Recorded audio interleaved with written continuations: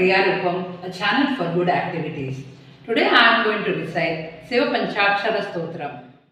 Nagendraharaya Trilochanaya Bhasmangaragaya Maheshwaraya Nityaya Shuddhaya Digambaraya Tasmai Nakaraya Namah Shivaya Mandakini Salila Chandana Chechitaya Nandishwara Pramadhanatha Maheshwaraya Mandara Pushpa Bahupushpa Supujitaya Tasmai Makaraya Namah Shivaya Shivaya Gauri Vadanabja Vrinda Suryaya Daksha Dvara Nashakaya Shri Neelakantaya Vrushadhvajaya Tasmai Shikaraya Namah Shivaya Vashishta Kumbhodbhava Gautamarya Munindra Devarchita Shekaraya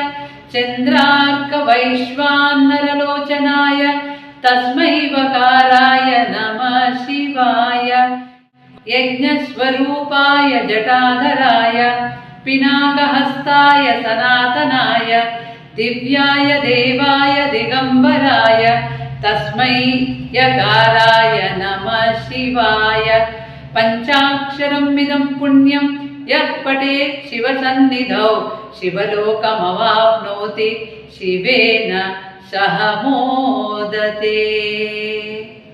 Om Namah Shivaya. Om Namah Shivaya.